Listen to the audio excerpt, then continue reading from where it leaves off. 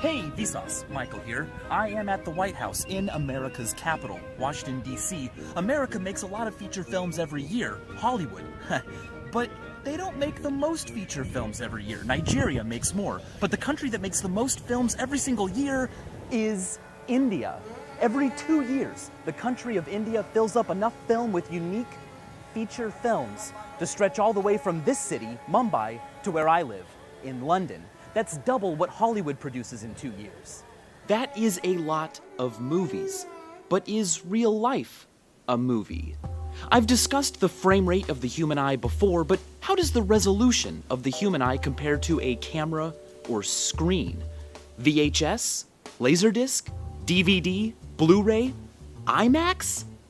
Numbers like these are pixel dimensions. When multiplied, they tell us the total number of picture elements an image is made up of, a figure often used to describe digital cameras. It might sound like more is better, but to be sure, numbers like 1920 by 1080 are not resolutions per se. More pixels is only part of the equation.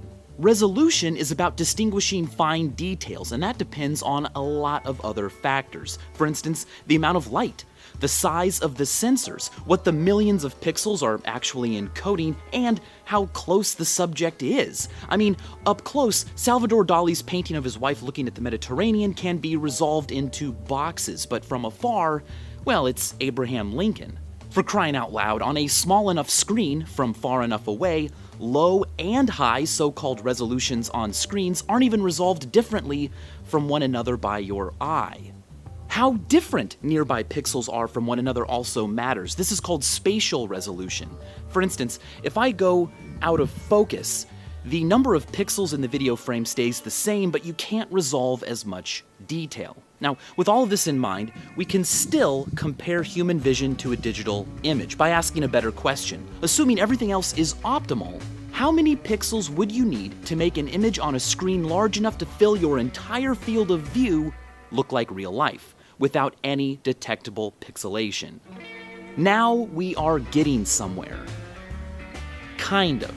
The analogy is still cruddy because a camera snaps an entire frame at once, whereas our eyes move around. The brain amalgamates their constant stream of information into what we call vision, sight. In fact, the image created by the eyeball alone during a single glance would hardly even be acceptable on a broken TV screen. We think our eyes create images like this picture Guy took of me with a camera. But for one thing, unlike a camera, you've got some stuff in the way. For instance, you are always looking at your own nose, and maybe even glasses if you have them. Luckily, our brains process those stimuli out because they don't matter and they don't change, but thinking those are the only differences is a pitfall. Literally, Latinly. The fovea gets its name from the Latin for pitfall. The fovea is the pit on your retina that receives light from the central 2 degrees of your field of view, about the area covered by both of your thumbs when held an arm's length away. Optimal color vision and 20/20 acuity are only possible within that little area.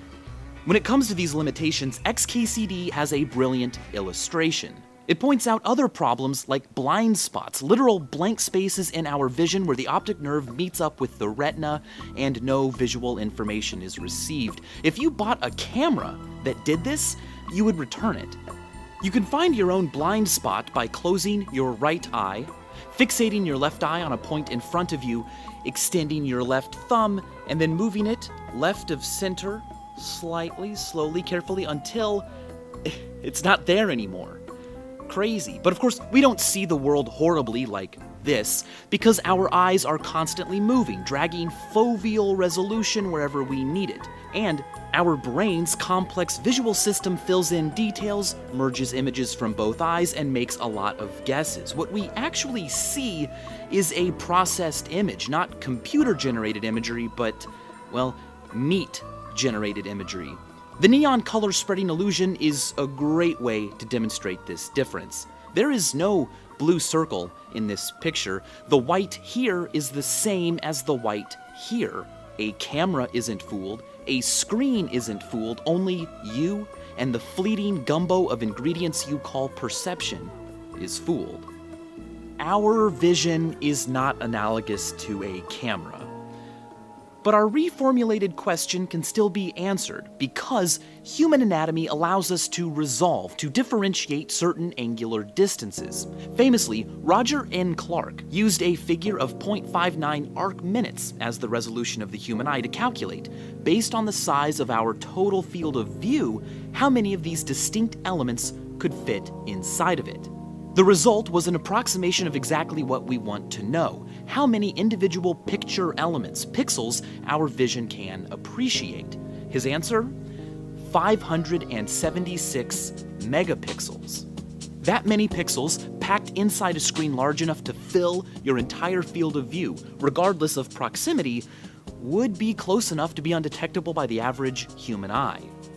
But we should factor in the fovea, because Clark's calculation assumes optimal acuity everywhere. It allows the eye to move around.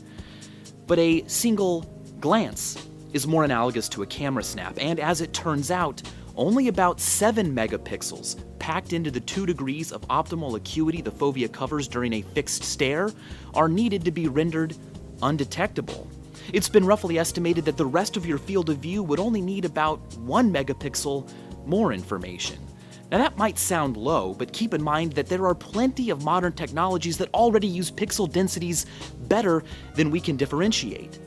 As Bad Astronomer deftly showed, Apple's Retina displays truly do contain pixels at a density average eyesight can't differentiate from typical reading distances.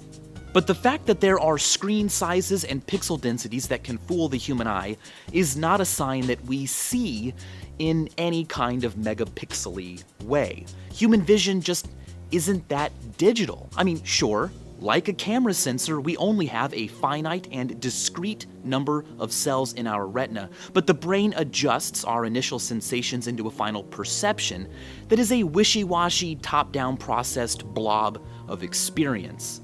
It's not made of pixels, and furthermore, unlike a camera, it's not saved in memory with veracity like a digital camera file. Absolutely no evidence has ever been found for the existence of a truly photographic memory. And what's even cooler is that not only do we not visually resolve the real world like a movie camera, we also don't narratively resolve conflict and drama in our lives like most movie scripts. The point of all of this, what I'm getting at, is an idea that initially drew me to this question. We play roles in the movie of life, but it's a special kind of movie. Cinematic victories and struggles are often discrete, resolved like pixels with unbelievably perfect beginnings and endings, whereas the real world is all about irresolution. I like how Jack Angstreich put it in Cinemania. In a movie, a character can make a decision and then walk away from the camera, across the street, and have the credits roll, freezing life in a perfect happily ever after. But in the real world, after you cross the street, you have to go home. The world goes on.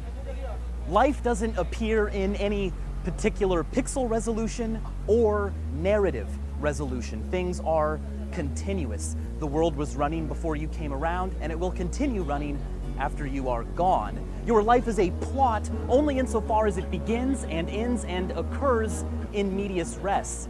Tamara Chopin's illustration for Charles McGrath's Endings Without Endings says it perfectly. In life, there rarely is the end.